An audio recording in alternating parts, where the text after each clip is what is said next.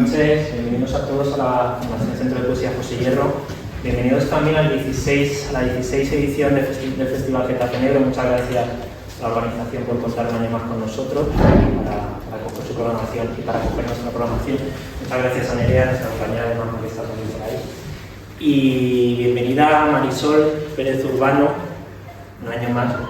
Aquí Marisol Pérez Urbano ha estudiado Filología Hispánica, es profesora de lengua en el Instituto La Senda de Getafe, la acompaña José Hierro. Anda que también, que es esta mañana con La Senda contra en el Instituto José Hierro de Getafe, perdón. La acompaña precisamente su compañera Carmen Benito, licenciada en Historia. Pero además Marisol, aparte de profesora, es alumna, veterana de nuestras aulas, está ahora mismo con Marisa mañana, veterana también de este escenario, porque hemos tenido el placer de acoger también la presentación de sus dos anteriores libros. El primero fue en 2019, Dinos dónde estás y vamos a buscarte, una crónica reivindicativa y crítica del 11M, también una intrahistoria del trágico atentado de 2014. En mayo de 2021 regresó con Mina, publicado también en Valhalla Ediciones, como la novela que presentamos hoy, que es una novela de memoria histórica que regresa a sucesos de la transición, con enigmas, una novela negra, también trata sobre un amor imposible, y hoy viene con Barrio 1972, también ambientado en esa época, en los últimos años del franquismo, en un barrio obrero de Madrid. Entonces vemos esa constante en su obra de la memoria, de la intrahistoria, de la historia social reciente de España. Así que Marisol, muchas gracias por elegirnos otro año más. Lo veamos muchas veces más también. Muchas gracias.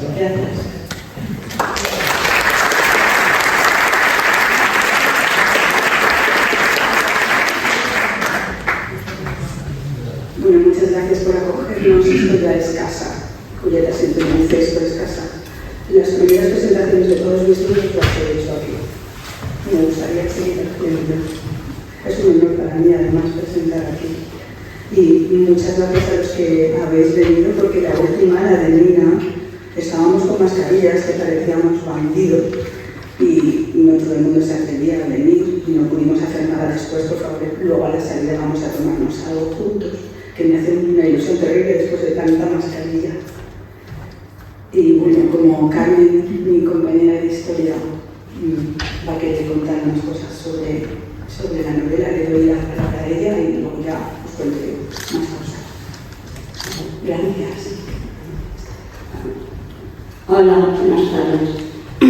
Bueno, pues yo vengo aquí a hablar sobre la novela, pero yo fundamentalmente me voy a centrar en el primer personaje, porque yo no soy especial de literatura, y en el aspecto histórico, social, sobre todo en el año 1972, que es muy importante la novela. Entonces, es una novela de suspense, negra, muy adictiva, se ve de tirón, vamos, yo me la compré en 3 días, 2 días me la leí, no la puedo dejar, y como su anterior novela, que estaba ubicada en la época de la transición, esta está en época post-franquismo. Y como la otra, tiene también algo más. No solo es una novela de suspense, es una novela de suspense, es una novela negra, pero tiene mucho más. Comienza el primer capítulo con un problema gravísimo, porque ha habido una explosión en una fábrica, en un barrio que se llama Metalúrgica, y nosotros acompañamos a través de los primeros capítulos a estos habitantes del barrio que los vamos conociendo, y a la vez que los vamos conociendo vamos viendo qué es lo que ha ocurrido, esperando ver qué es lo que ha pasado, cuál ha sido la repercusión. Está bastante sorpresa la novela porque no sabemos las causas, las consecuencias de la exclusión, todo esto nos va a mantener en vida.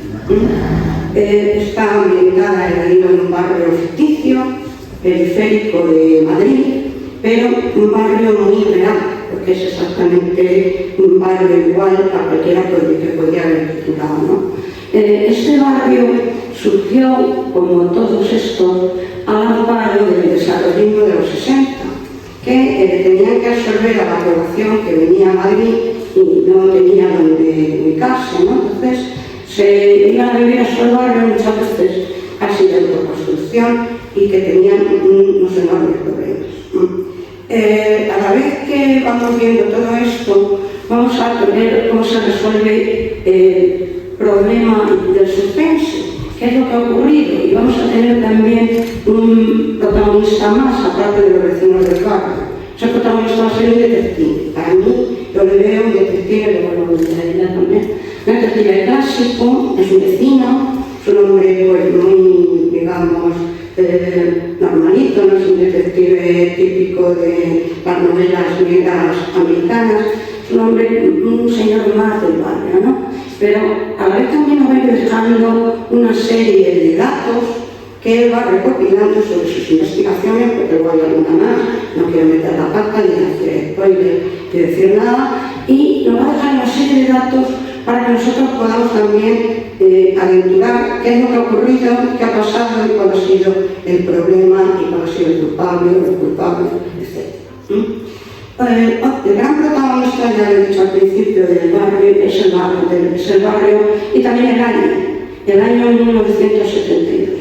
A ver, este año, a nivel mundial, por hacer un contexto así un poco generalizado, estamos en un año de distensión, de la Guerra Fría. Nixon va a ser reelegido como presidente, va a visitar China, por primera vez un presidente norteamericano visita un país comunista, debido a la distensión que ha habido entre, digamos, la enemistad, casi la falta de entendimiento entre la Unión Soviética y China, ¿no? Esto favorece que haya un acercamiento a China. También va a visitar España, es el segundo presidente que visita España, después de Eisenhower, va a venir.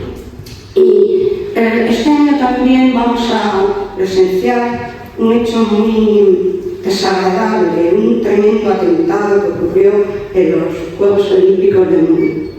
El famoso atentado contra la delegación israelita, en el que murieron 17 personas, fue una célula terrorista palestina, Septiembre Negro, que secuestra a estos deportistas y termina con 11 de ellos muertos y un policía y 5 de los terroristas también fallecen.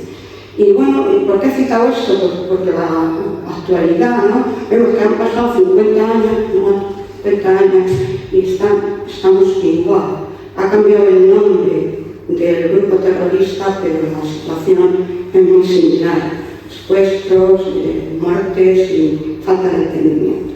Esto un poco a nivel mundial, ya de España, estamos en la historia de Franco, en el franquismo, al final prácticamente ya de la dictadura, y Franco todavía es presidente. Al año siguiente abandonará la presidencia para cederla al que ahora es vicepresidente, Carrero Blanco, ya sabemos el futuro que tuvo este hombre, ¿no? Y el régimen de Franco en estos años anda un poco perdido, tiene una paradoja tremenda. Por un lado se ha dado un, digamos, avance económico, una apertura económica con el plan de estabilización del 59, pero por otro lado la apertura política no llega.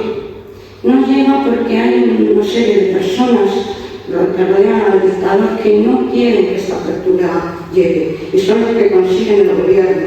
Están en torno a Carrero, son los inmovilistas, se han enfrentado a los que realmente querían cierta apertura, a Fraga y a los ministros, están arrinconados ahora y se sigue utilizando la mano dura. Pero claro, ya estamos en los 70.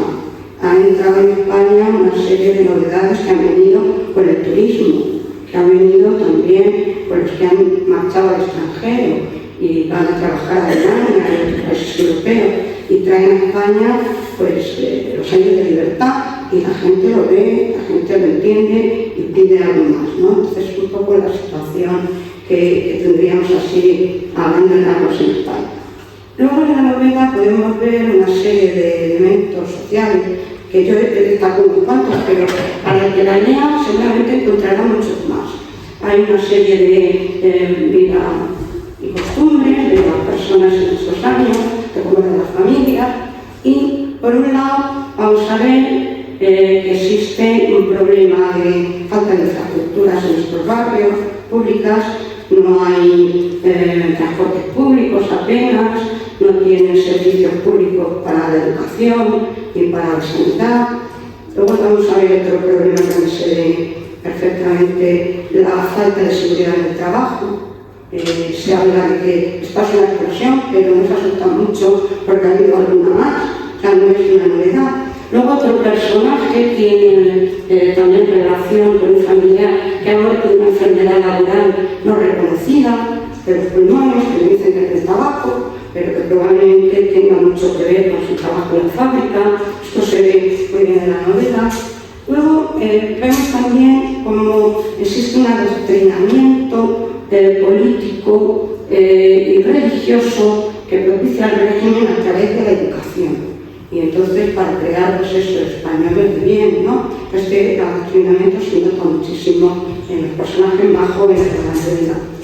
También vamos a ver una moral impuesta un poco ya más relajada en los 70, que por ejemplo en los 40 o en los 50, pero una moral del nacionalcatolicismo muy puritana, muy estricta, sobre todo con la mujer, a la que se le exige tener un comportamiento intachable y que sobre todo lo parezca, ¿no? Que no te hablar a nadie su comportamiento, una moral súper estricta, que se ve también en la novela mucho cuando hablan del largo de las faldas en las niñas.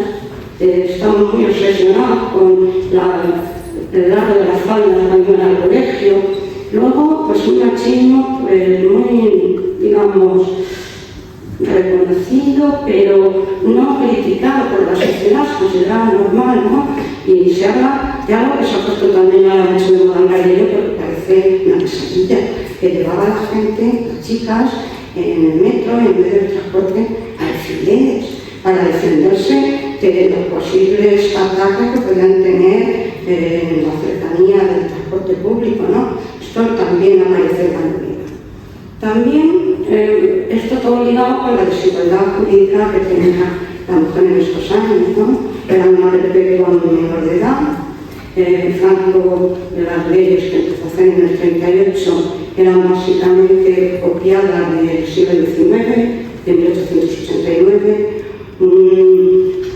Una mujer que no podía prácticamente hacer nada, no podía tener pasaporte, no podía abrir una cuenta bancaria, dependía para todo de los varones, para todo. Pero luego, de manera, digamos, paradójica, las mujeres que aparecen a la mujer en la novela son mujeres fuertes, que además incluso sostienen en la casa, son la columna vertebral de la casa. El personaje de Monse quizá es el personaje más fuerte, trabaja, a la vez es la que coordina todas las relaciones con todos los vecinos del edificio, o sea, prácticamente es un modelo de personaje de mujer fuerte. También otras cosas que he visto yo, que podéis observar muchísimas más, también una delincuencia que empieza a aparecer en nuestros barrios. Hay un personaje ahí que viene de delincuente, y en estos barrios muy marginales, quizá en este a lo mejor un poco menos, pero en otros que había más marginales, la gente joven que no tenía muchos futuros ni expectativas terminaba convirtiéndose en delincuente. Incluso dio lugar al fenómeno de los kinkis, que fue, digamos, más notable al final de la década de los 80, que incluso generó una saga de películas que inauguraron, que incluso se hicieron niños, ¿no? Eran chicos de 15 años que atracaban bancos, ¿no? Y que conducían legalmente. Luego también podemos ver uno de los temas fundamentales sociales de la novela, que es la violencia de género. Una violencia de género que se miraba para otro lado, se consideraba normal, bueno, estaba un poco relacionada con la desigualdad jurídica que tiene la mujer. La mujer, por ejemplo, tenía el problema de que podía ser acusada de adulterio por el marido. Entonces, estos maridos maltratadores, la mujer salía corriendo por el maltrato que le daban, las podían acusar de adulterio y las traían a casa la Guardia Civil, porque se suponía que eran unas malas mujeres que habían tenido un mal comportamiento y podían incluso ir a la cárcel. Esto también lo vemos en la novela. Y bueno, en general también algún cambio que se observa en personas más jóvenes de la novela, como Manuela, como Pascual, que ya no se conforman con ser lo que se pide de ellos. En el caso de Manuela, que es una joven, unos 20 años, pues esta chica, su futuro casarse y no tiene un futuro. Pues ella sueña con irse a trabajar fuera, con tener libertad. El personaje de Pascual, que es un personaje reivindicativo de tema laboral, ya no se lo gana todo en la fábrica, él ya va a pedir unas mejoras, puede convocar a la abuela que está prohibida. Es un personaje que intenta pues, defender los derechos de los trabajadores. Esto en los 70 pues, empiezan a haber este tipo de cambios en la gente. Luego vemos en la novela, pues los que tenemos más años, ¿no? Es una novela para nosotros quizá de recuerdo. O sea, muchas veces se marquea el recuerdo, porque no era una época estupenda, no lo era, pero sí hay cosas que te vienen a la mente cuando lees, en el caso de esta novela, la anterior tuya, me pasaba a mí igual, te recordaba cosas que hacíamos entonces, en esos años, y para la gente que no lo vivió, pues es una manera de considerante, ¿no? Entonces, veíamos unos españoles que iban al cine. A mí me pasado la censura y de manera, tuvieron mucha suerte porque el Padrino, que es del año 72, y Cabaret pasaron la censura. Y no pasó la censura en absoluto, pero la gente se cogía un autobús y se iba a ver la Perpiñán, el último tango de París. Y una España en la que, por ejemplo, había cantado todas. Maritrini, también sabe de una de sus canciones, de la novela, cantaba por estos años, yo no soy esa, porque fue una cosa muy inocente, pero si tú lo miras un poco de manera más precisa, yo no soy esa, es una especie de rebelión a esa mujer que pide pasiva, que se acomoda, que mande. Entonces está bien. Estamos en una sociedad también consumista, donde la televisión es la reina y los canales, todo el mundo lo ve. Entonces, en pleno consumismo, pues también estamos en la ilusión del concurso, con el 1, 2, 3, respondo otra vez, donde uno soñaba con que le tocara un coche, que le tocara un apartamento, el boom de las segundas viviendas, como sea de los 70. Y, bueno, si éramos más niños, por aquellos años, también hace una referencia ahí en la novela, pues nos enganchábamos a leer y nos enganchábamos a la novela policíacas leyendo a las 5 de Enid Blyton, que eran unos niños que sorprendentemente no iban con adultos a ningún sitio, iban solos, en bicicleta, y resolvían unos crímenes maravillosos, eran listísimos, y además a nosotros nos daba una envidia tremenda porque nosotros no teníamos esa oportunidad de tener esa libertad que tenían ellos en la novela. Bueno, en general la novela lo que hace es ver todo lo que hemos cambiado, todo lo que nos queda por cambiar, y me viene a la mente el himno del año 72. El himno del año 72, entre otros, podría haber sido la canción de Pablo Guerrero, Tiene que llover a cántaro, que era lo que le pasaba a España, que todavía tenía que llover mucho para que se hiciera presente los cambios que mucha gente quería y reclamaba ya sin éxito y provocando las iras de los grises en aquellos años. Bueno, en general, pues eso. Luego, además, tiene la novela una ficción muy cuidada, una portada muy bonita, una introducción que nos lo pone muy fácil porque nos hace un grandes personajes con todos los personajes, porque claro, es una novela coral. Hay una cantidad de personajes que para que no tengan muy buena memoria ya se te van. Y ahí puedes ir mirando qué personaje es, en qué casa está, tiene un dibujo con el edificio donde están todos los personajes, que probablemente esto lo vende ella ahora. Y bueno, allí te ubicas de maravilla, pero mira, y luego eso, la casualidad, no, es el propósito, de que los personajes tengan, todos empiecen por la misma letra, los de la misma familia, si no tiene problema. En cuanto ves por donde este es de Morse, este es de la otra, claro, y es muy fácil de ver. Pero, pues siguiendo un poco la vocación didáctica que tiene ella en estas cosas, que supongo que es así, pues le ha hecho un anexo donde hace una explicación del crecimiento de los barrios de Madrid, con unos dibujos, unos pisos, de cómo eran los barrios, etcétera, etcétera, que viene muy bien. En definitiva, que soy la documentaria, yo me tenía sobre toda la parte histórica. En general, yo muy recomendable la novela, muy entretenida, muy crítica y, para mí, una novela también muy nostálgica. No tengo nada más, muchas gracias.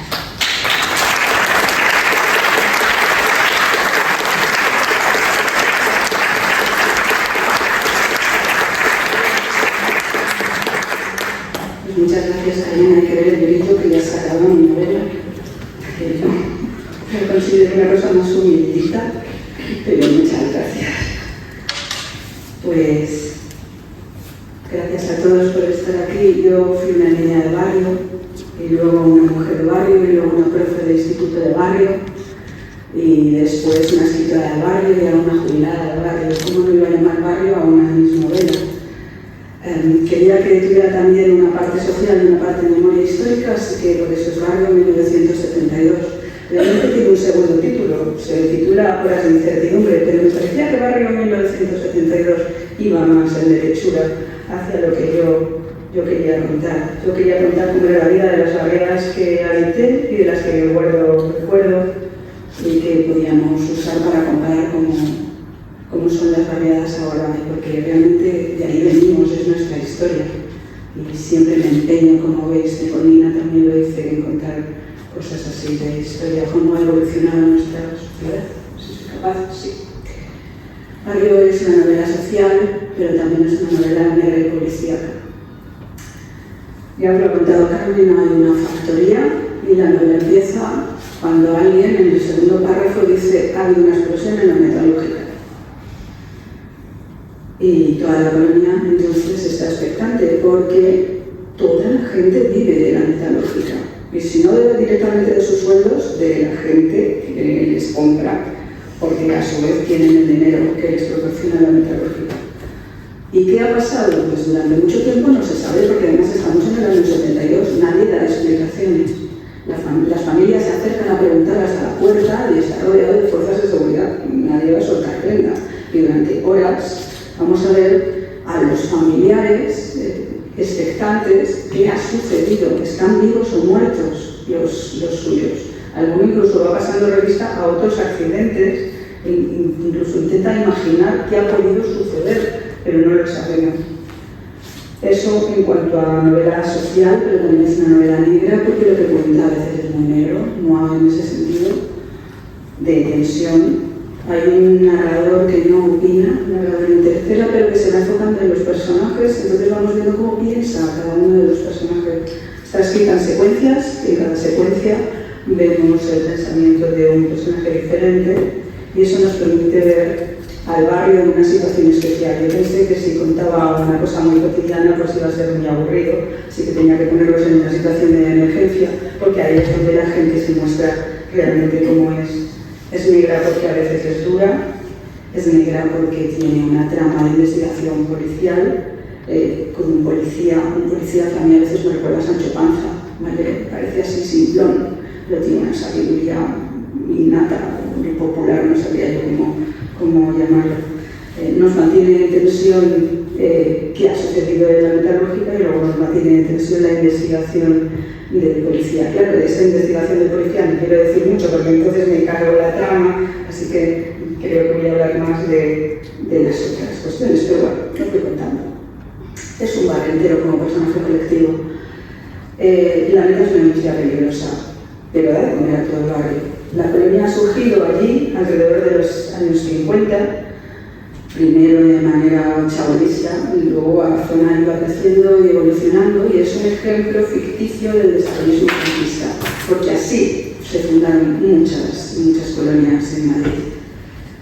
Pongo un foco especial en el portal, porque claro, no puedo hablar de 50 personajes.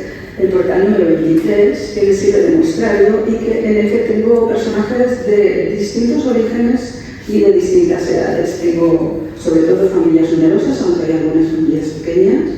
Tengo ancianos de 60 años, fíjate, me estoy llamando anciana. parejas de cuarentones, jóvenes entre los 20 y los 12 o 13 años, incluso niños de un año. Hay un comercio también implicado en el asunto, es un comercio pequeño, femenino, una mercería que tiene puerta de comunicación con la casa y los habitantes entonces entran y salen continuamente del comercio. Hay un intento de nuevo comercio, un comercio masculino.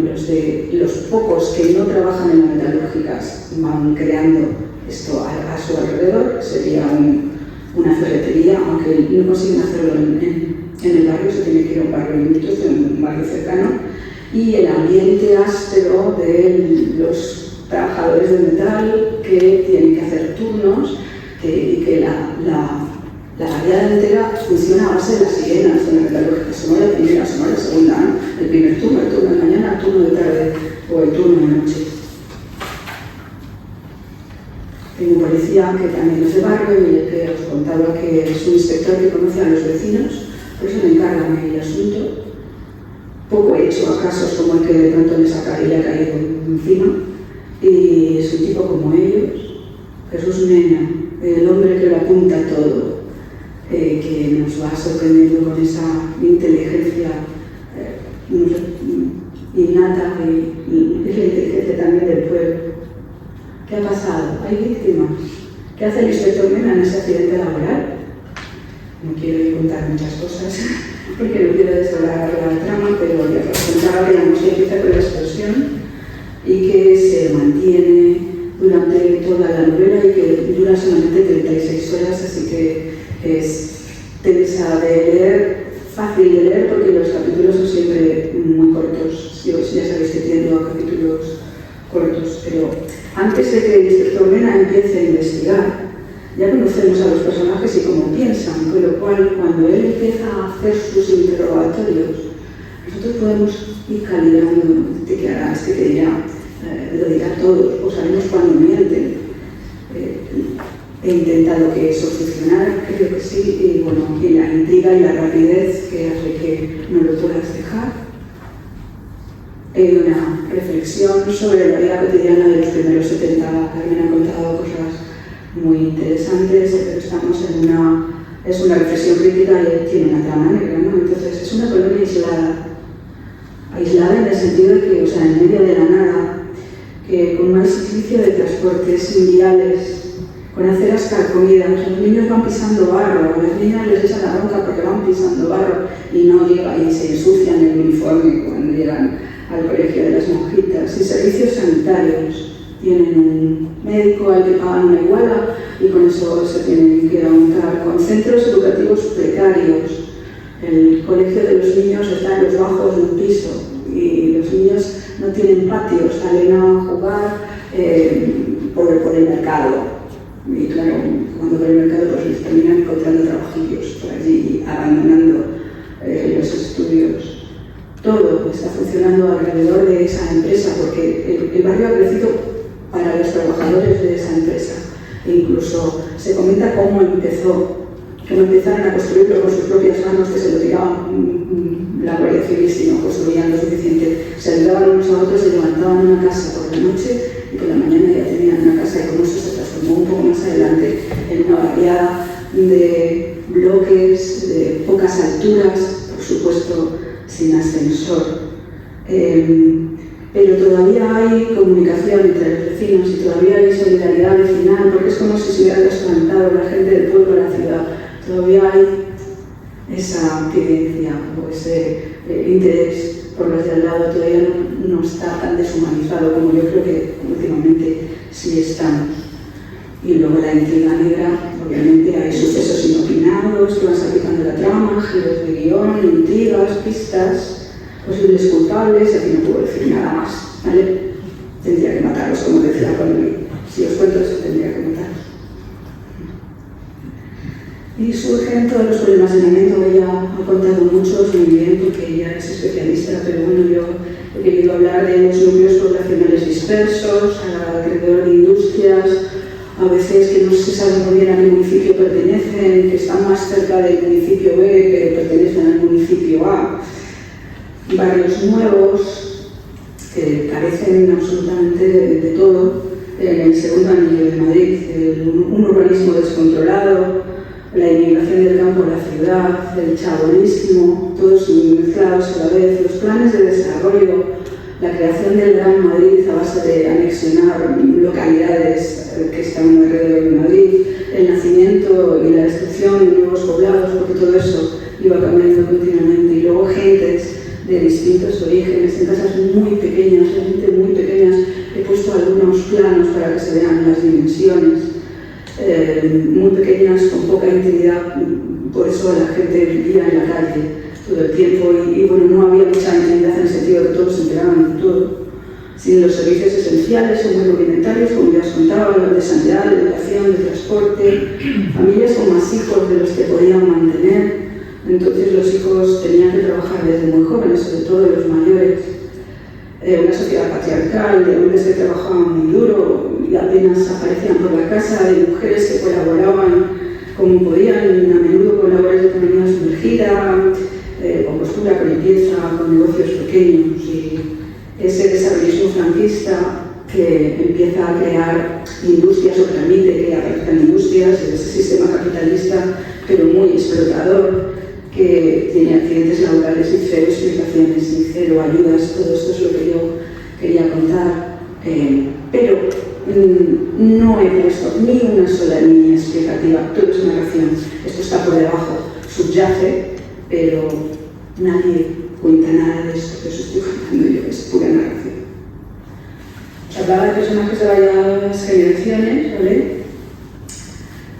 Hombres, hijos, varones mayores trabajando duramente, muchas veces pluriempleados, que no ven a la familia, emigrantes de las condiciones del campo a la ciudad. Las condiciones del campo eran tan durísimas que hasta me parecían razonables.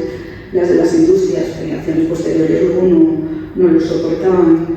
Hay mucha gente que se marcha afuera, ya no solo la migración del campo a la ciudad, sino la migración al resto de Europa, y en nuestros personajes hablan de Francia, de Suiza, de Gran Bretaña. Tenemos mucha gente yendo y viniendo o planeando marcharse. Las mujeres son tratadas de una manera especial. Hay muchas mujeres, es una novela llena de mujeres. Las madres coraje llaman muchísimo la atención, todas son ahí súper corajudas, sacando adelante a sus familias, las hijas mayores que tienen que cuidar de los niños, aunque eso suponga no poder estudiar. Y luego vemos como en las generaciones medianas y pequeñas son los que terminarán estudiando, posiblemente porque las leyes de educación les terminan afectando a ellos, ¿no? Se alarga la edad de escolarización y de obligatoriedad, y entonces ellos terminan ahí funcionando, ¿no? Se ve ahí. Entonces he puesto ahí personajes de varias generaciones en un intento de plasmar cómo era la sociedad del momento. En cuanto al libro, ya os ha contado Carmen que es un libro con una portada que recuerda a los carteles setenteros y que tiene una maquetación muy bonita. En Valhalla es una entidad pequeña, pero hace siempre unas maquetaciones muy bonitas, con una fábrica al principio de cada capítulo, y al final en el anexo, que ya también os he contado, hay un anexo didáctico donde explico cómo surgieron los barrios alrededor de Madrid, y tienen planos de cómo eran las casas, cómo se explicaba la higiene de separar a los niños de las niñas, la habitación de las niñas más cerca de la de los padres, la de los niños más lejos, las primeras casas, los primeros pisos de muy poquitos metros cuadrados, los primeros unifamiliares, que entonces no se llamaban así, y que se veían así como un poco de medio lado, porque era de gente muy de pueblo, que no era capaz de adaptarse a un piso. El libro es ficción, pura ficción, pero la finalidad crítica que vengo mostrando está ahí, como siempre, sin alusiones históricas, todo les historia de los personajes. Y esta es como siempre, hay alguno que me dice, no es Nina, pero me recuerda a Nina. Sí, la finalidad de esa crítica que yo siempre tengo está ahí latente. He cambiado las técnicas. En Nina he jugado con primeras personas y segundas, y aquí estoy con un narrador en tercera, de X7, que se enfoca en cada personaje y que les hace más creíbles, espero. ¿De dónde nació la idea? Pues de los barrios. los barrios que surgieron a finales de los 50 por todo Madrid. Os he puesto fotos de los barrios más característicos. El de abajo del todo a la derecha es mi barrio. Yo vivía ahí un montón de tiempo. Los barrios que muchos habitamos, y que algunos seguimos habitando, bloques de pisos de pocas alturas, todos sin ascensor, bueno, pocas, 4 o 5 sin ascensor es bonito. Hechos con materiales mediocres, en zonas expropiadas o reacondicionadas, casas bajas a veces para los que eran más de campo, supuestamente para hacer más sencillo ese paso del campo a la ciudad. Muchos de estos supuestamente eran provisionales, estaban hechos con prefabricados y luego duraron 30 años y claro, las casas se caían a pedazos. En los 50 aparecieron 2 tipos de poblados, los poblados de absorción mínimos y agrícolas, que llamábamos PUAs, que eran realmente el chabolismo oficial, porque es que las casas eran un paso más que las chabolas prefabricados durísimos, que eran enormemente calientes en verano y terriblemente fríos en invierno, muy precarios. Estaban allí los que habían sido retirados de zonas chabolistas, y zonas chabolistas se levantaron porque era necesario montar allí nuevos materiales de transporte. Estaban también los poblados dirigidos, que fueron creados por jóvenes arquitectos en los años 50, muy llamativo porque luego fueron arquitectos que llegaron a ser muy famosos y que con muy pocos medios, muy pocos materiales y muchísima imaginación hicieron verdaderas obras de arte a pesar de su precariedad. Estos poblados dirigidos eran realmente una operación de realojo colectivo para gente de poca solvencia, porque las casas eran carísimas en el núcleo de Madrid, pero que tenían alguna relación con empresas o con instituciones de la administración y podían pagar unas cuotas mensuales. Me parecía interesante mostrar este mapa de Madrid y ver las ciudades de Madrid. Es muy pequeño, excepto la casa de campo, que es enorme, y las localidades limítrofes alrededor. Y veis, son pequeñas poblaciones, núcleos muy pequeñitos, que son, pues no sé, Araca, Chamartín, Hortaleza, Canillas, Barajas, Calva. El franquismo las anexiona a Madrid. Supongo que en otra época no se habría atrevido, pero en esa época nadie podía quejarse. Entonces, fijaos lo pequeño de Madrid, que es ese Rosita, y cómo se convierte en el Gran Madrid. Se quedan con Aravaca, el Pardo, Fuencarral, San Martín, ¿los veis? Y Madrid se convierte en un sitio gigantesco. Y esas tierras que se han anexionado y que son casi siempre de labor, o si no son de labor, pues es que no se puede ni cultivar en ellas, son muy baratas. Y se puede crear poblaciones, poblados, en esos lugares. O sea, yo colocando los más famosos, Peñarande, Foncarral, Manoteras, Canillas, San Blas, Vicálvaro, Palmeras, Villaverde, Carabanchel. Todas esas van creando poblaciones alrededor, muchas alrededor. Desde el siglo XIX se estaba intentando darle una solución a Madrid. Desde mediados del XIX hubo un plan, pero fue después de la guerra y con la autarquía franquista como pudieron hacer esta cosa. No sé si lo hicieron en otras ciudades, yo creo que en Barcelona, por ejemplo, no se anexionó las localidades de alrededor. Y tras la guerra además el problema se había acentuado porque había muchas zonas que necesitaban rehabilitarse porque habían sufrido bombardeos. Y además se estaba propiciando la creación de industrias, entonces a las industrias les estaban dando esos terrenos que se acababan de anexionar, que eran baratos. Entonces eso atraía a trabajadores del campo de la ciudad y no tenían donde hospedarse. Hospedarse en medio de Madrid era imposible, algunos hacían chabolas, otros vivían de patrona hasta que conseguían llevarse a la familia. Algunas industrias crearon sus propios poblados, los construyeron y se los cedieron a sus trabajadores. Estos fueron de los poblados satélites entonces que yo os iba contando, fueron más de 100. He puesto una foto, lo siento, no se ve muy bien, pero no conseguía la mejor calidad, son casitas.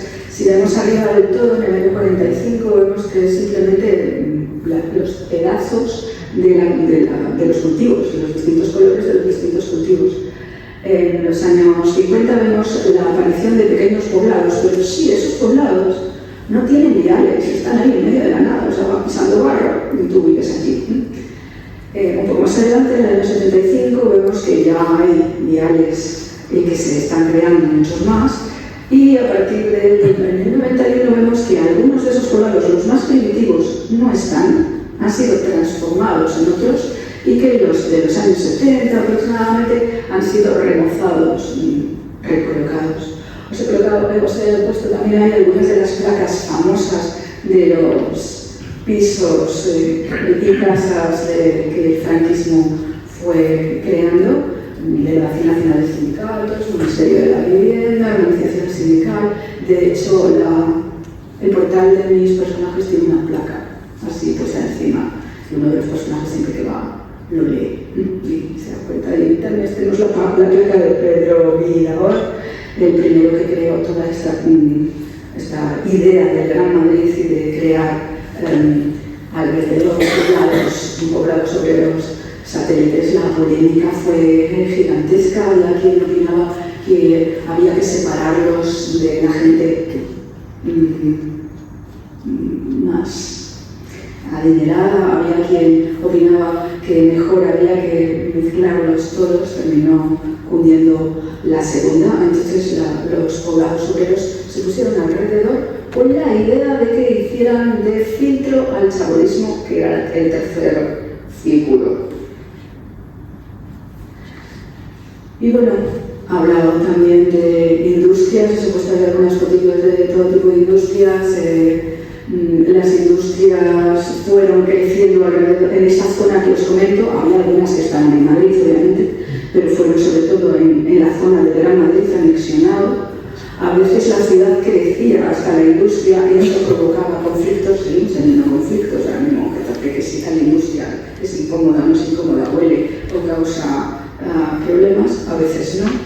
Y así como guiño para los de mi edad, he puesto ahí la jarra con los vasos de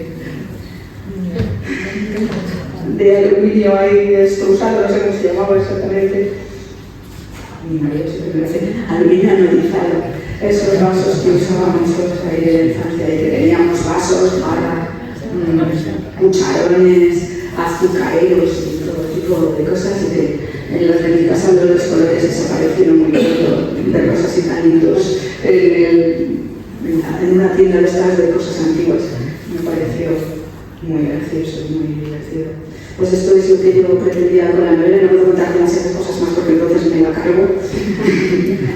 Que espero que os apetezca leerla, que os agradezco que hayáis venido, y ahora nos preguntamos nosotros algunas cosillas y luego damos vos, si queréis vosotros también preguntarnos al mismo tiempo, ¿no? Vale. Yo te pregunto, ¿tú crees que es posible que la literatura sea una herramienta para enseñar la historia?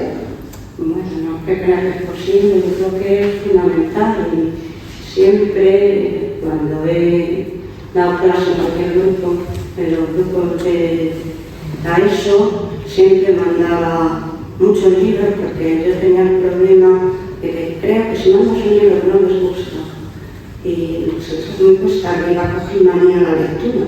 Entonces daba un montón de alternativas. Podéis elegir o Ana Fran o Rebelión en la Granja, no sé qué. Daba un montón de alternativas. Luego al final no le gustaba ninguno. Yo creo que sí, porque si ellos leen y se reconocen, empatizan con los personajes, empiezan a tener interés por la historia. Y de hecho hubo varios libros que mandamos nosotros en el departamento de José Hierro, mi compañera Rosa que está ahí y yo, mandábamos a los chicos de la ESO que les gustaban un montón. En primero de la ESO mandábamos una historia de la historia de Marianelli, que es un profesor italiano que hace una especie de adaptación de Yo Claudio, pero para niños. Es la historia de Claudio Niño, que hace un niño y que el pobre lo pasó fatal y que es tartamudo y no sé qué. Entonces, a los de primero les encantó. Cuando fueron al arqueológico y veían las estatuas de Lidia, decían, pero no puede ser esa Lidia, porque claro, era muy guapa, ¿no? Como era mala, para los chicos malo y feo va un poco de la mano, ¿no? Entonces, la reconocían a todos los personajes por el libro. En segundo mandamos la catedral de César Martí, que le gustaba también bastante porque era una cosa de suspense, del más allá, y unido a cómo se construye una catedral gótica, y yo creo que, y decían, pues así me gusta más la historia, yo creo que es fundamental, y estaba en el segundo de bachillerato, yo le daba una lista de 30 novelas, que cogieran una voluntaria por el tema de la selectividad, pero yo creo que muchas veces empezaba a gustar ciertos aspectos de la historia porque leían un libro que tenía un contexto histórico y como les gustaba la historia, empezaba a gustar. No siempre funcionaba, pero siempre cuando la historia es viva, les llega más a los jóvenes que cuando hacemos una asignatura memorística, aburrida, llena de fechas, que no les dice nada. Fundamental. A ver, yo te quería preguntar, ¿qué referentes tienes tú para escribir? ¿Qué autores te han marcado? Me imagino que un montón, pero así, los más destacados. Pues preguntarle a un profe de literatura. Me abro las venas, claro, porque ¿a quién me digo? ¿A cuál me siento? Al que no acabé. Pero es verdad que yo tengo una especial predilección por Delibes. Yo me siento muy identificada, supongo que como castellana, por su manera de contar sobria. Tengo especial predilección por Carmen Martín Gaite, porque salmantina como yo y a veces me parece estar escuchando a la gente de mi familia, porque a veces veo como ella. Para este libro, pues Marcel, Umbral, Baroja, Valdós, Curro Vallejo, yo volví a revisar gente así de los 50, así, muy críticos, liberalismos sociales.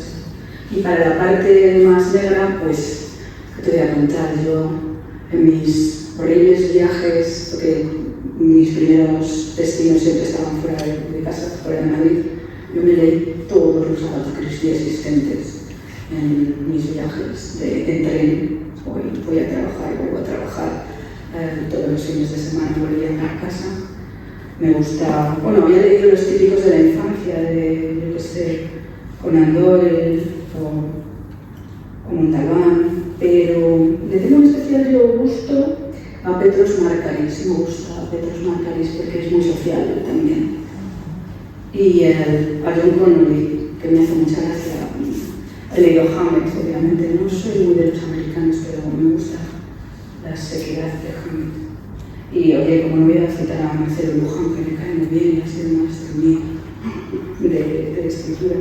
No lo sé, es muy difícil para mí, Lorenzo Silva, de que empezamos a leer todo esto que hablaba de Getafe y los alumnos emocionaban. Ya me pasea por aquí. Y luego le seguíamos leyendo. Y muchos más, y que me perdonen mis compañeros de la especialidad, que dirán que faltan litros y litros de autores importantes, pero lo que me sale ahora, me imaginaba que yo te agradezco mucho que me ayudes con Nina y con este barrio 72. Y Nina mostraba hechos muy trascendentes y este muestra la vida muy cotidiana.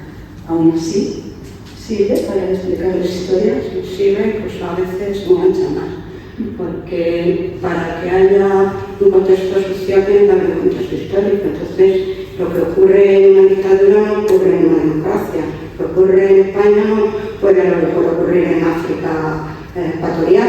Entonces, eso les puede llevar, y además está muy de moda, la vida cotidiana.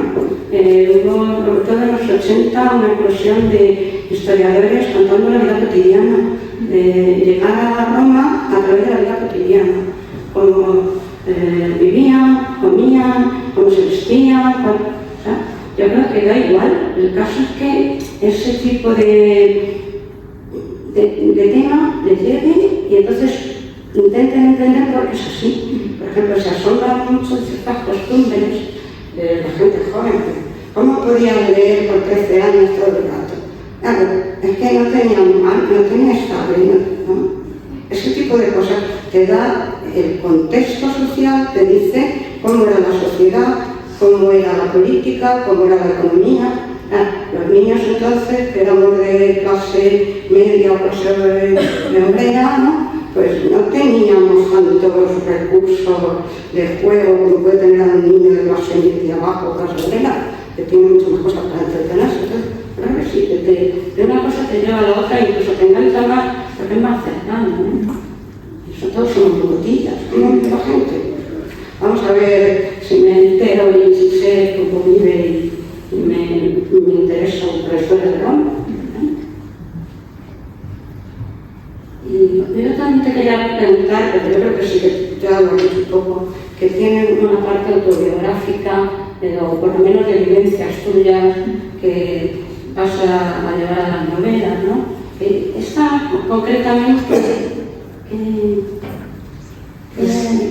no hay nada autobiográfico, pero sí hay cosas biográficas.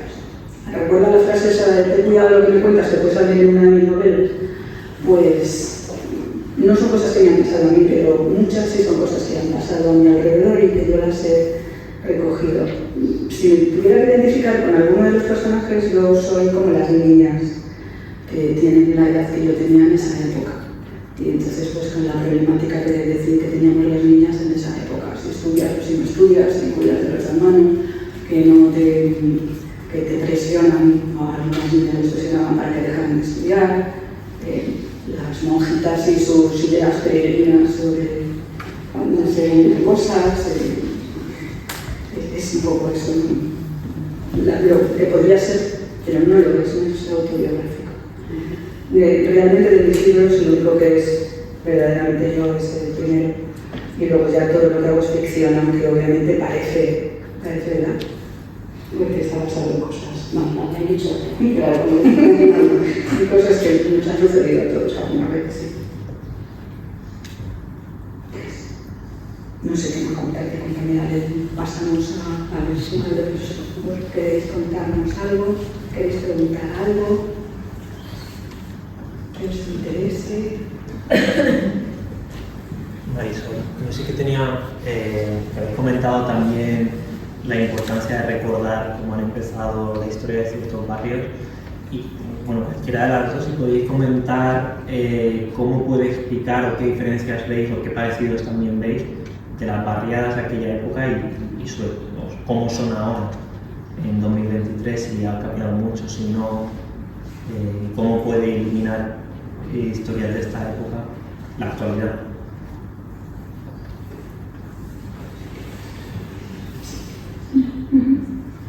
Bueno, yo creo que hoy en día los barrios que están más cerca de Madrid han mejorado mucho, pero las carencias que tienen los barrios yo creo que siguen existiendo. Simplemente tú te vas a dar una vuelta por el centro de Madrid y eso es un mundo. Y los barrios, que no te digo ya muy periféricos, no sé, Carabanchel, pues eso es otro mundo. A ver, ahí una basura se recoge menos. Ahí ha llovido y vamos pegando saltos por encima de los charcos. O sea, hay cierta dejadez que no es un ayuntamiento de un signo político ni otro. Es que realmente se ha dejado mucho de lado y el movimiento vecinal yo creo que ahora tampoco tiene la fuerza que tenía a lo mejor en los 70, que hubo un movimiento vecinal reivindicando mejora, que luego lo que trataba ese movimiento vecinal también muchas veces era de enmascarar de una manera legal lo que era la reivindicación política, porque evidentemente todos los líderes de movimientos vecinales solían ser del Partido Comunista, del Partido Socialista, ¿no? Y que era una manera de movilizar. Entonces conseguían cosas. Hoy en día yo lo veo más parado, lo veo... ¿Ha habido mejoras? Sí, ha habido mejoras, pero realmente para los años que han pasado deberíamos haber cambiado mucho más y los barrios deberían tener un aspecto, digamos, más parecido al centro de la ciudad, porque si para el centro de la ciudad se pueden tener una serie de infraestructuras, ¿por qué en los barrios no las hay? ¿No? Entonces, yo en ese aspecto veo que ha habido cambios, pero no lo suficiente, todavía creo que queda mucho por hacer. Yo veo que de los 130 o 140 poblados que se hicieron entre los 50 y los 70, a finales de los 70, después de la transición, hubo incluso un plan de renovación Entonces se tiraron los que realmente estaban fatal y se renovaron otros. Y desde entonces no recuerdo, por más que he rastreado, que haya habido nuevas renovaciones. Es verdad que en algunos lugares hemos visto que ha habido ayudas para poner ascensores, por ejemplo, porque se ha presentado mucho a la población y los que antes vivían en un cuarto sin ascensor, pues ahora no lo pueden soportar. Es verdad que se les ha hecho viales, se les ha puesto, algunos ha llegado el metro, tienen dispensarios de seguridad social y tienen más recursos educativos, pero han estado siempre dejados y siguen dejados. Posiblemente porque no terminaron nunca de ser Madrid, es como que sigue siendo ese pueblecillo, pero de las afueras de Madrid. La gente en la novela, lo digo, no decía voy al centro, decía voy a Madrid, como si ellos no fueran a Madrid, es que tenían esa conciencia clarísima de que no lo eran. Yo lo sigo viendo y me llama mucho la atención. Y en la vida cotidiana, porque también has mencionado esa, ya más allá de los movimientos vecinales, has mencionado esa solidaridad, esa especie de comunidad. ¿Tú crees que eso ha cambiado, se mantiene, sigue siendo un valor? Hombre, no conozco todos los barrios, yo tengo la sensación de que la gente se ha ido marchando, han llegado otras personas nuevas y que esa hermandad, esas puertas abiertas y prestarse cosas y contarse lo que les va pasando ya no está. Que yo lo recuerdo vagamente de mi infancia y luego pues en mis barrios siguientes ya éramos todos más serios y más sosos, no sé, o más discretos. Quizá antes se vivía más a la calle y ahora se vivía más puertas adentro. Los niños entonces soltábamos la cartera y nos íbamos a la calle con el bocadillo. O sea, era la vida de barrio y ahora eso ha cambiado completamente, vamos, de cuál barrio que sea. Yo creo que la droga tuvo mucho que ver, porque jugábamos en la calle como sin mucho peligro, excepto algún coche que te podía atropellar y tal, pero cuando la droga empezó a fluir en los 80s, finales 70s, 80s, todos nos asustamos y entonces los niños ya dentro de casa y ya los niños en la calle. Sí. A mí me parece muy interesante en relación a cómo eran los barrios antes y hoy, que cómo todos estos problemas de infraestructuras y estos problemas que tenían todos estos barrios, que eran barrios que surgían en todo lo que era la periferia, todo este posfranquismo en Barcelona, en la parte baja de Llobregat, en la zona de la Mina y todo este tipo de cosas, aquí en Madrid en Extra Radio. Hoy en día vemos cómo cada vez más el centro se va apareciendo más a estos barrios. Cómo todos estos procesos de gentrificación van afectando mucho más al centro y cómo ya no son los barrios los que cada vez se parecen más al centro, sino que es el centro el que empieza a sufrir todos estos problemas de infraestructuras. Por ejemplo, en Madrid, muy claro en Lavapiés y todo este tipo de sitios.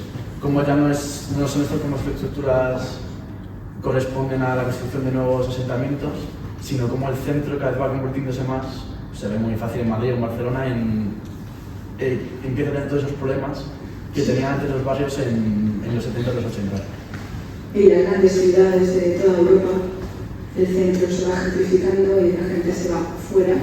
Y los que antes estaban en el primer anillo ahora están en el segundo, los que estaban en el segundo ya están incluso fuera de Madrid, que están en Guadalajara o en Toledo. En Ávila, donde pueden.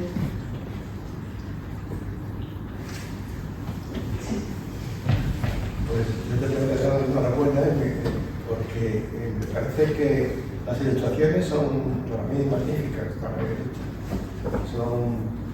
Aunque mantienen el aire ese de la época, pero creo que están muy bien conseguidas. Por otra parte, no he leído el libro, no he leído una novela, pero me parece un magnífico trabajo documental histórico. Y eso ya vale la novela en sí, por ese trabajo documental, que creo que está muy bien hecho. Pero cuando lea la novela, daré mi opinión, pero vamos, conociéndote como libro de datos, creo que será una narración magnífica. Muchas gracias, compañero del escritor. Y damos clase juntos.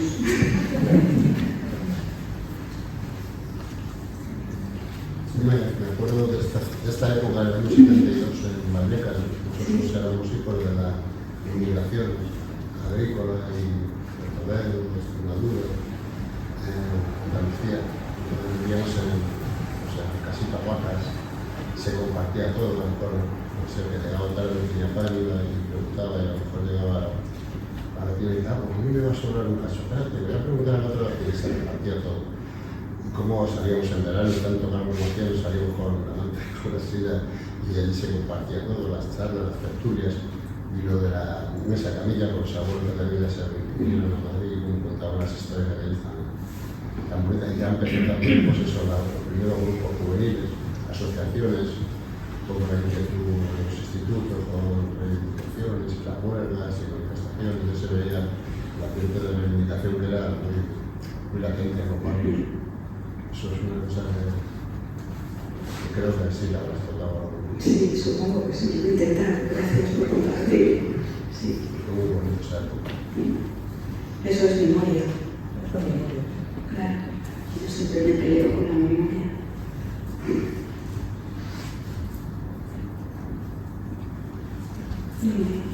Yo quería destacar en la novela los diálogos, lo teatral que me parece, sobre todo al principio. ¿Has pensado cinematográficamente o teatralmente en tu novela? No, pero es verdad que uso mucho el diálogo y que hay muchas escenas. Pero claro, cuando hay un personaje colectivo, tienen que hablar entre ellos. Me gusta el diálogo. Mi compañero de escritura lo sabe.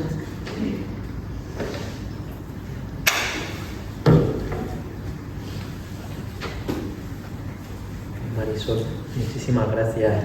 Estamos deseando, esta noche no vamos a dormir ninguno, leyendo. Muchísimas gracias a Marisol y a todos por venir, que disfrutéis mucho. Gracias. Oye, y luego vamos a tomarnos algo, ¿vale? Por fin, sin mascarillas.